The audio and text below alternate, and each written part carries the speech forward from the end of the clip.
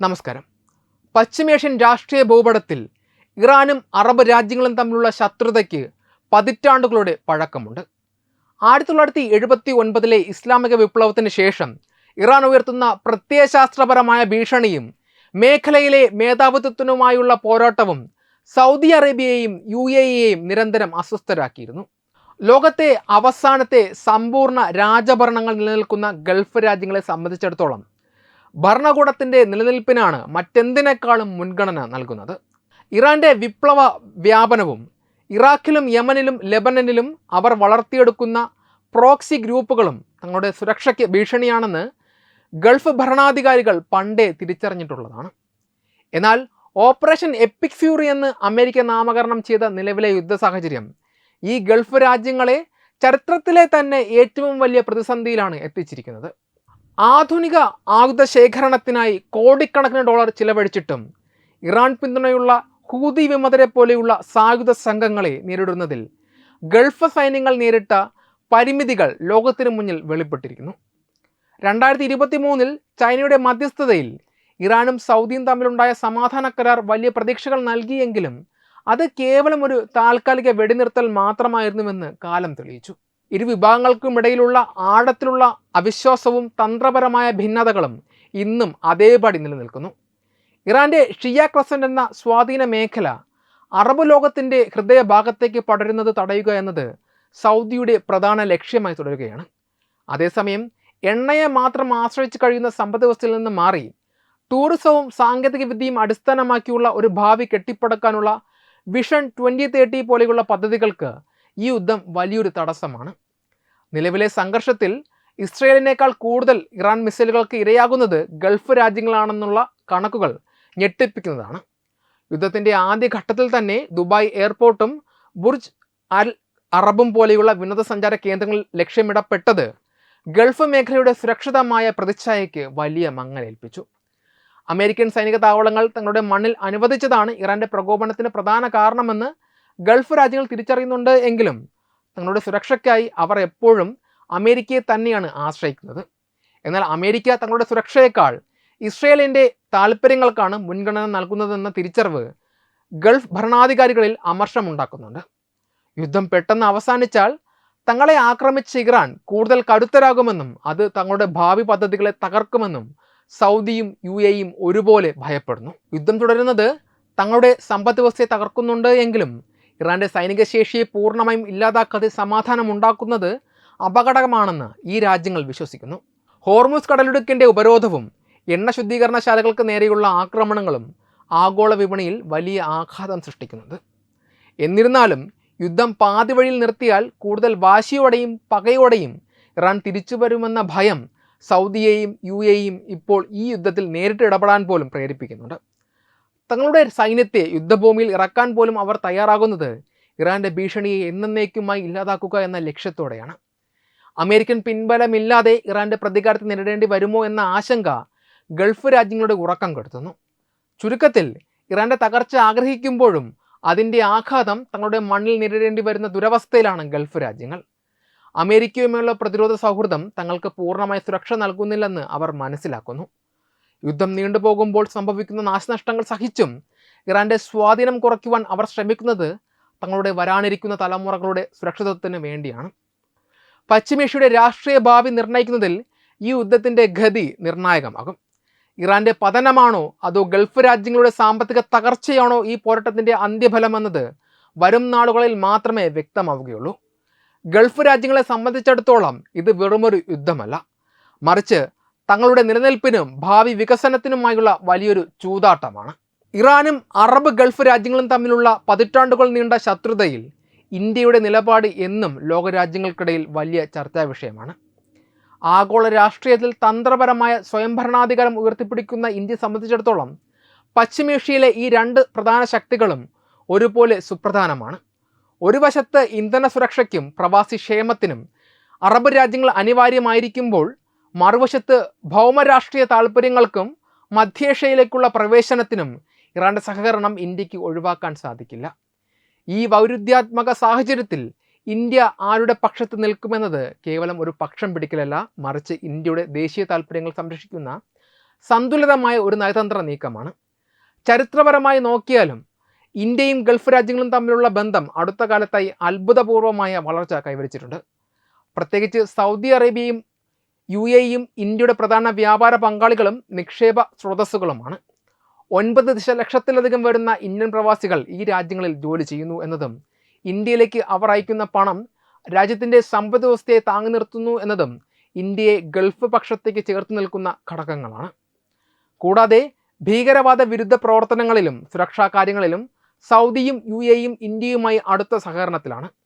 കശ്മീർ വിഷയത്തിലടക്കം മുൻകാലങ്ങളിൽ നിന്ന് വ്യത്യസ്തമായി ഇന്ത്യക്ക് അനുകൂലമായ നിലപാടുകൾ സ്വീകരിക്കുവാൻ ഗൾഫ് രാജ്യങ്ങൾ തയ്യാറാകുന്നത് ഈ സൗഹൃദത്തിൻ്റെ ആഴം വ്യക്തമാക്കുന്നു.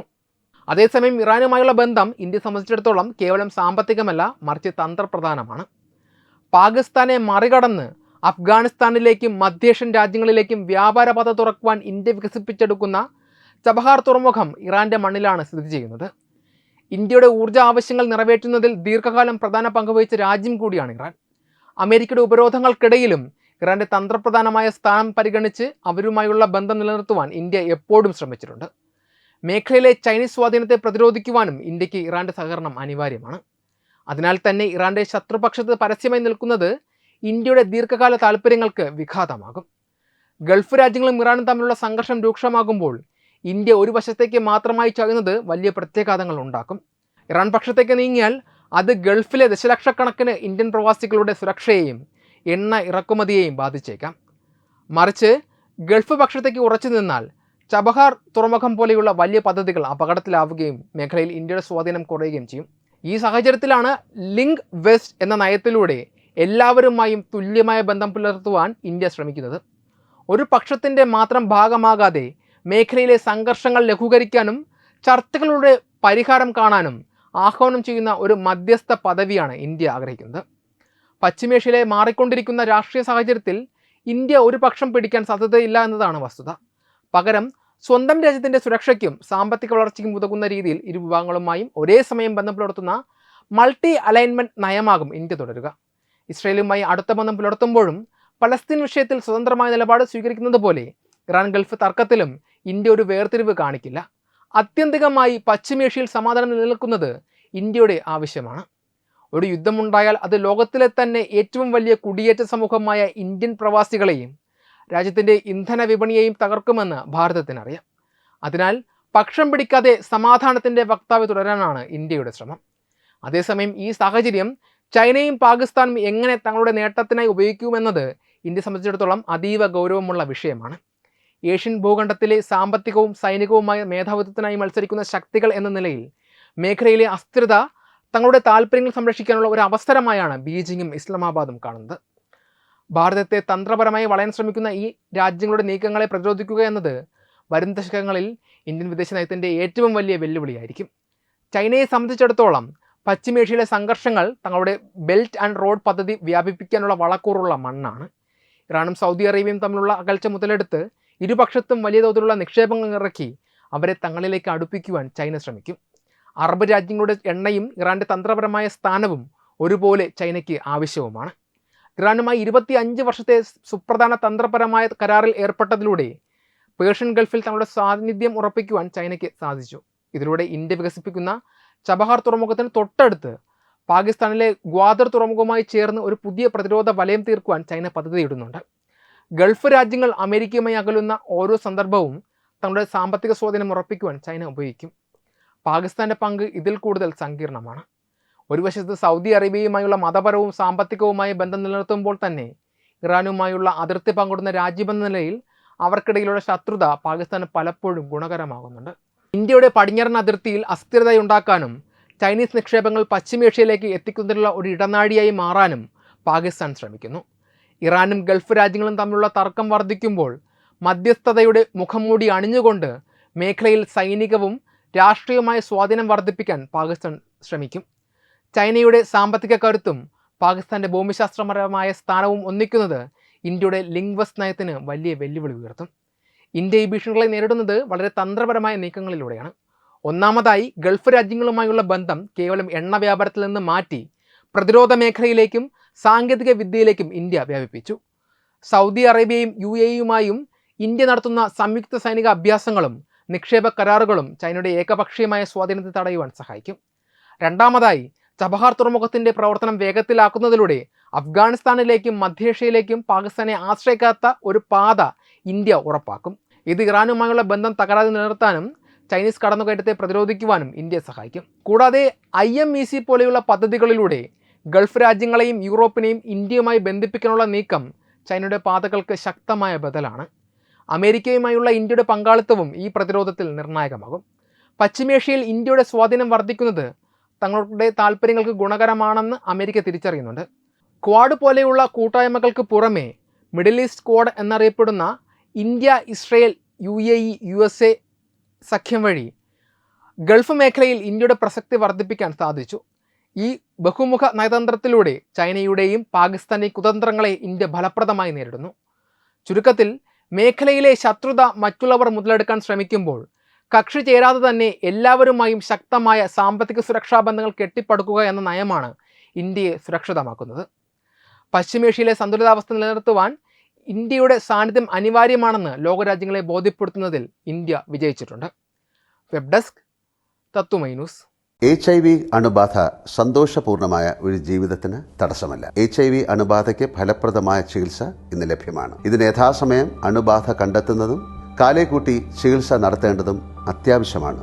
സൗജന്യമായ ചികിത്സയും മാർഗനിർദ്ദേശങ്ങളും സർക്കാർ ആശുപത്രികളിലെ ART അഥവാ ഉഷസ് കേന്ദ്രങ്ങളിൽ ലഭ്യമാണ്. ആരോഗ്യ സംരക്ഷണം ഓരോരുത്തരുടെയും ഉത്തരവാദിത്തമാണ്.